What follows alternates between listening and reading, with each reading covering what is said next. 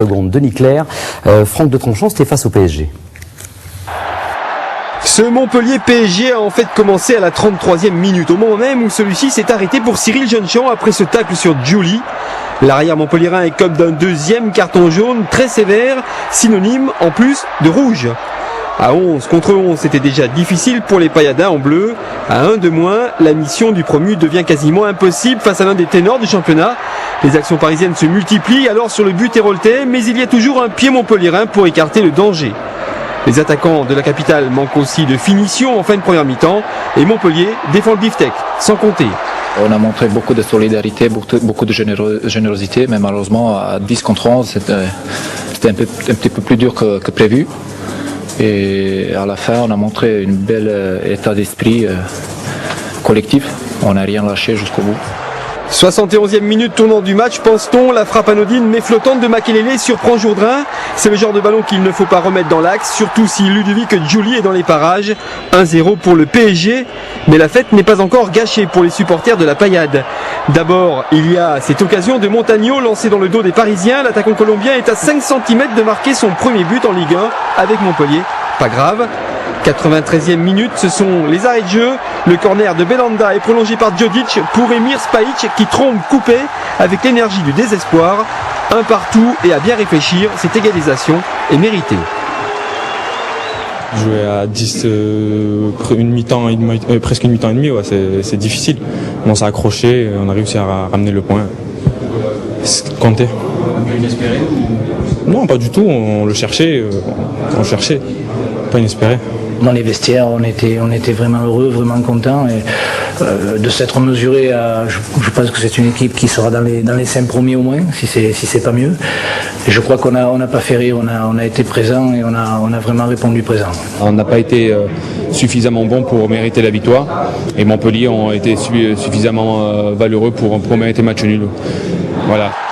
Devant 30 000 spectateurs conquis par le scénario, Montpellier n'a pas raté son retour en Ligue 1. L'équipe de René Girard a déjà une âme et des vertus. C'est l'essentiel pour un promu. Louis Nicolin, président de ce club de Montpellier, bonsoir. Merci de venir nous retrouver sur ce plateau pour ces retrouvailles en Ligue 1. Alors justement, après 5 ans de purgatoire en Ligue 2, est-ce que vous avez ressenti quelque chose de particulier hier soir en rentrant à la Mosson ? Ce que j'ai surtout ressenti, c'est cette ambiance qu'il y avait dans ce stade. C'est quelque chose de phénoménal. 30 000 personnes, on a quitté contre Strasbourg, il y en avait autant, si ce n'est un petit peu plus, il y avait 1000 personnes de plus, je crois, contre Strasbourg, on n'a pas pu battre parce que bon, c'est un problème de sécurité avec les supporters. Et c'est vrai que ça fait la chair de poule, c'est fabuleux. Et en plus, le final qu'il y a eu, cette égalisation à la dernière minute, c'est rêvé, quoi. On l'a vu effectivement dans le résumé de Denis Clerc. Est-ce que vous êtes adressé aux joueurs avant le match ? Non, pas spécialement, vous savez, toute la semaine, il y a des petites choses qui se disent.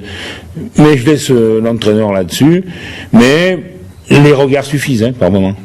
Vous êtes adressé, vous, aux jeunes, aux anciens, aux nouvelles recrues ? J'aime bien les jeunes. Et je reconnais que René, il a quand même du toupet d'avoir fait jouer ce jeune de 19 ans, là, enfin 18 ans, là, Belanda, là, et qui s'en est bien sorti, parce que, je viens, Paris, mais c'est pas n'importe qui, Paris, quand même. Alors justement, cet amalgame de cadres qui ont fait plusieurs saisons en Ligue 2, de jeunes qui ont fait la Gambardella, de nouvelles recrues d'expérience, vous l'avez trouvé comment, cette équipe de Montpellier ?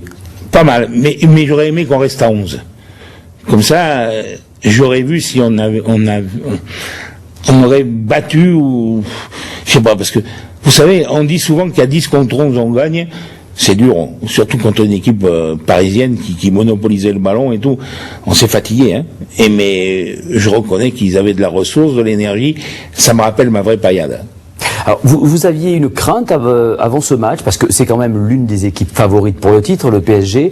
Vous craignez un score lourd, une lourde défaite, qui vous aurait mis dans le rouge peut-être d'entrée, ou pas forcément? Ouais, je suis obligé de vous dire la vérité, je craignais un peu. Ça c'est vrai. Mais je suis allé à l'entraînement jeudi, là, et j'ai vu des joueurs motivés, déterminés, ça m'a fait du bien. Et je suis reparti, j'étais nettement plus serein. Et j'espère que ça va continuer, parce que c'est bien beau, match nul contre Paris, mais maintenant il faut continuer, il faut faire rêver les gens, et vous savez, en ce moment, on vit tellement un moment difficile, les gens sont jamais satisfaits. Si on pouvait leur donner du bonheur avec l'équipe de foot, hein, je serais un homme vraiment heureux. Très rapidement, en Oui. 5 ans, la Ligue 1, elle a changé, la Ligue 1, elle a changé. Pas changé, il y a toujours tout ce monde autour, là. Mais, ouais, non.